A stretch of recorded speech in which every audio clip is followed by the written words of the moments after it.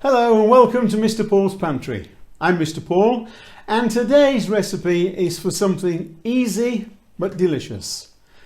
It's for a very easy to make Madeira cake. That real British tradition to have a cake in the cake tin waiting for an afternoon cup of tea.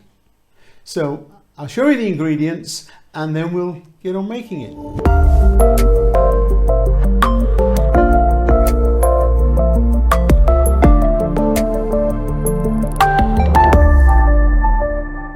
Right, here are the ingredients for this Madeira cake. Very few, very simple. It's actually, the recipe is very much like a Victoria sponge sandwich, except you have a little more flour. In the Victoria sponge sandwich, the ingredients are pretty much all the same. But here we've got 200 grams of self-raising flour. Now if you're not using self-raising flour and you only have plain flour or all-purpose flour, then you will need to add 2 teaspoons, level teaspoons of baking powder, not baking soda. And when I say teaspoons, I don't mean teaspoons out of the cutlery drawer. They're all different sizes, shapes, and they don't measure teaspoons at all. Use a measuring spoon, level it off and put 2 teaspoonfuls of baking powder, not baking soda. Okay, so I'm using 200 grams of self-raising flour. I'm using 125 grams of salted butter. I'm using 125 grams of white granulated sugar. I'm using 3 medium-sized eggs. And that's it. And today I'm going to mix it with my hand mixer, the electric hand mixer. You can use it with a wooden spoon. As I explained in other videos, I've got arthritis in my hands and I find it very difficult using a wooden spoon, but I have done for many years just done it by hand. You can use this machine or you can use a stand mixer or use it by hand. Okay, that's the ingredients. Let's do it. So here we are. Now the thing we must remember when we're making cakes, it's very important all the ingredients are at room temperature. So we're going to add in here the sugar, the butter, and we're going to cream that together till it's nice and fluffy.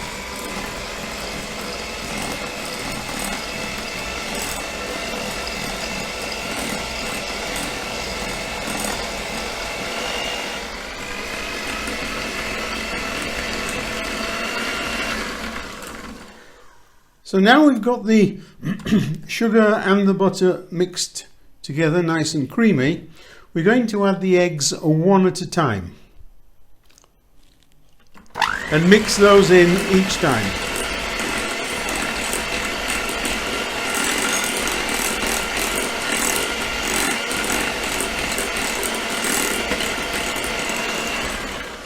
You can see that's now mixed in nicely.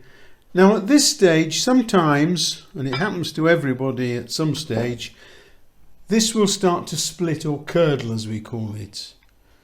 Whatever anybody tells you, Mary Baker or Mary Berry or whoever they are, don't take any notice. I've entered cakes into competitions where it's split terribly and I've still come out winning. So it doesn't make any difference. Don't worry about it.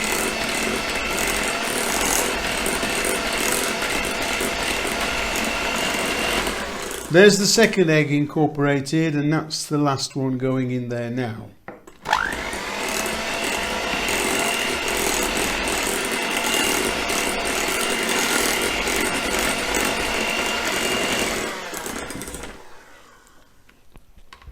You can see how nice and creamy that is. Now I'm going to add the flour. There we are. And that just wants blending in until it's a nice smooth batter.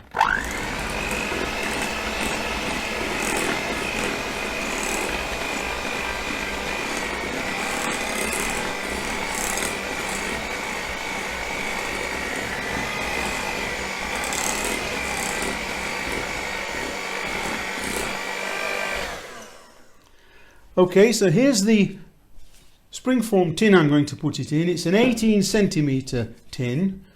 It doesn't have to be exact, but it's a good size for this particular mixture.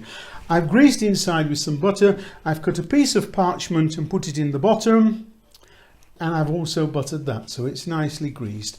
And here we have the mixture now all ready to go. It's what we call just dropping consistency. You see that?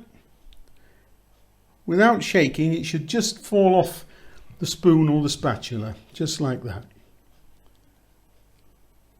Okay, so now we'll pop that in the tin. Just have to grab hold of that properly. It's difficult trying to keep the tin and the basin in shot, especially when you can't see what you're doing. Remember, I can't see what you can see. I'm having to guess a lot of it. So there we are. That's all gone into the tin. We'll just smooth it out now. Push it to the edges. We don't need to do a lot of fiddling about with it.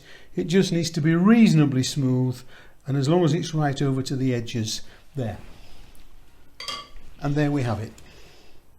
You can see. Can you see that? Nicely. Right.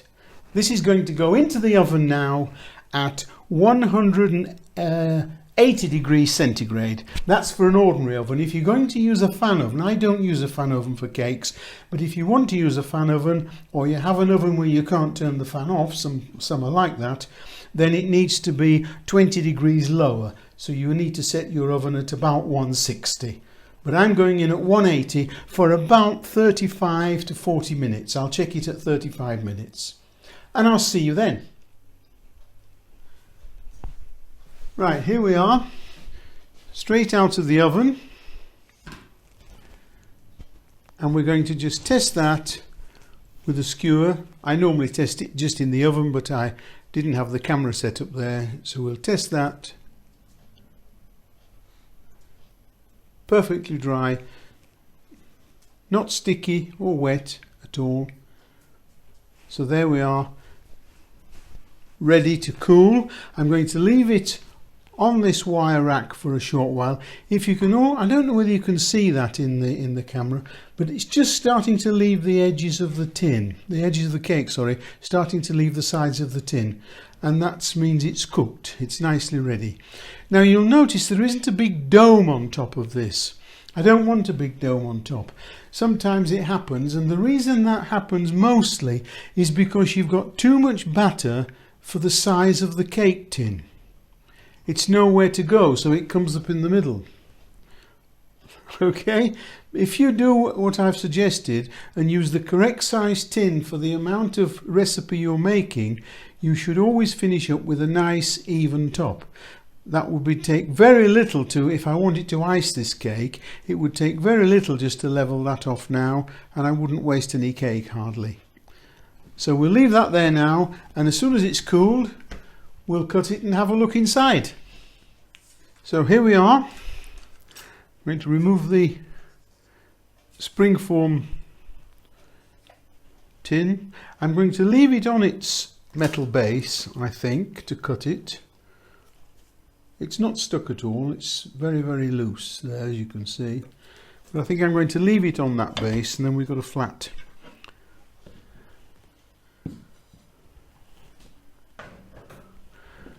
We'll see how we go with that.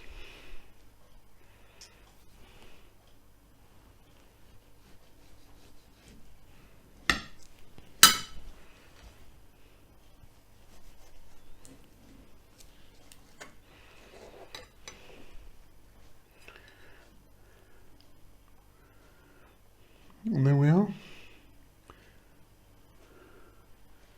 See that nicely?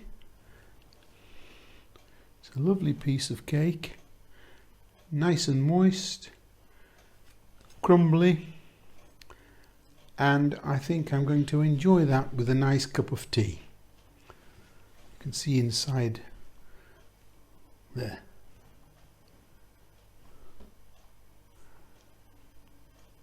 If you've enjoyed this video, go down below and give it a like, a thumbs up please.